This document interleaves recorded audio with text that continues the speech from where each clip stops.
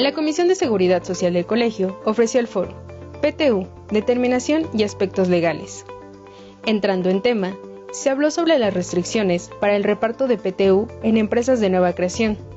Además, se hizo mención de quienes no participan en este reparto, como directivos, trabajadores de confianza y eventuales, entre otros. ¿Quiénes no participan de la PTU? ¿No? Los directores, administradores y gerentes generales.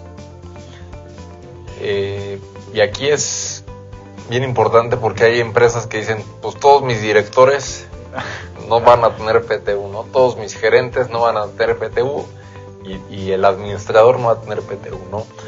Aquí es importante, ¿por qué? Porque ya hay criterios del Poder Judicial donde dicen, oye, no son todos, es uno. El de mayor categoría es el que no tiene derecho a PTU, ¿no? No me importa si tienes 7 niveles de dirección, solamente el director general va a ser aquel que no tenga derecho a PTU, ¿no? Alguna vez me encontré con una firma de abogados de estos de gran imaginación y fantasía, donde decían, oye, pues vamos a decirle a todos los trabajadores que todos son directores, ¿no? Entonces, pues nadie va a tener derecho a PTU y ya nos lo ahorramos, ¿no? Entonces, no, hay que entender que es el de mayor categoría, no una generalidad. Correcto. Y mira, deja de tomar una pregunta que nos hace Roberto López. Dice, en una empresa se tienen 3 gerentes generales, los 3 no tienen derecho a PTU. David lo decía, y el criterio de la autoridad es que por definición una empresa solamente puede tener un director general.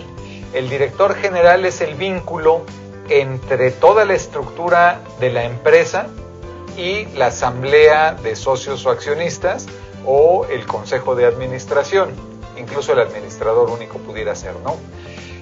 Puede haber empresas que por su tamaño tengan 2 o 3 directores, y vamos a pensar en una empresa de electrodomésticos súper grandota que además hace aviones o motores o cualquier cosa. Esas empresas sí pueden tener 2 o 3 directores generales, y lo que llegaría a la conclusión que es un director general es que su línea de reporte no vaya a otra persona dentro de la organización, sino que vaya fuera de la organización. Entonces, que reporte directamente al Consejo de Administración.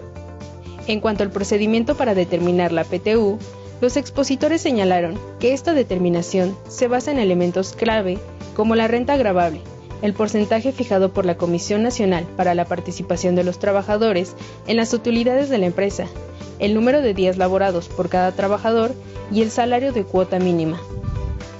Dice, ¿se debe calcular el tope de los 3 meses y el promedio de la PTU de los 3 años y después se aplique el que sea mayor? La respuesta es sí, pero identificando que el primer tope es el 10% de la PTU, como lo habíamos mencionado. Aquí tenemos tres casos, el trabajador A, el trabajador B y el trabajador C. En el caso del trabajador A, su sueldo de 3 meses son 10,000 pesos, el promedio de la PTU de 3 años es 11,500 y la PTU por sueldo y por periodo o por días es de 15,000. Entonces digo, bueno, como la PTU determinada, que es el factor peso y factor día, son 15, veo si tengo un límite o un tope. En el caso es sí tengo un tope, y luego tengo que buscar el más benéfico para el trabajador. El más benéfico para el trabajador es su promedio de la PTU de los 3 años, que es 11,500 en el ejemplo. A ese trabajador le tocarán 11,500. Entonces, si se fijan, el 10% excedía de los topes y entonces sí los aplico. En el caso del trabajador B, igual los 3 meses de sueldo son 10,000. El promedio de la PTU es de los últimos 3 años es de 12,000, pero el factor peso y factor día son 9,000. Recuerden, ese es el 10% de la renta gravable. Como no excede de los 2 límites, ya ni siquiera tengo que entrar al cálculo. Automáticamente la PTU a pagar serían 9,000 pesos. Y el único ejemplo que nos falta es cuando el sueldo es de 3 meses por 15,000, la PTU de 3 años es 12,000 y la PTU determinada son 20. Como la PTU determinada excede, me voy a aplicar el tope. ¿Qué tope? El que más beneficia al trabajador. En el ejemplo, los 3 meses de sueldo, y entonces la PTU a pagar son los 15,000 pesos.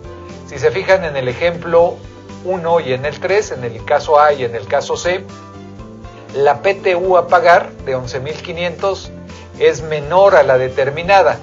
La diferencia no es una PTU no pagada que se deba de sumar, simplemente es un exceso en el cálculo que se tuvo. Lo mismo en el caso del ejemplo C, los 15,000 pesos que es la PTU a pagar excede de la PTU determinada. Esa diferencia es simplemente un exceso en la provisión, es un exceso en el cálculo, no se suma a la PTU del ejercicio siguiente como PTU no cobrada.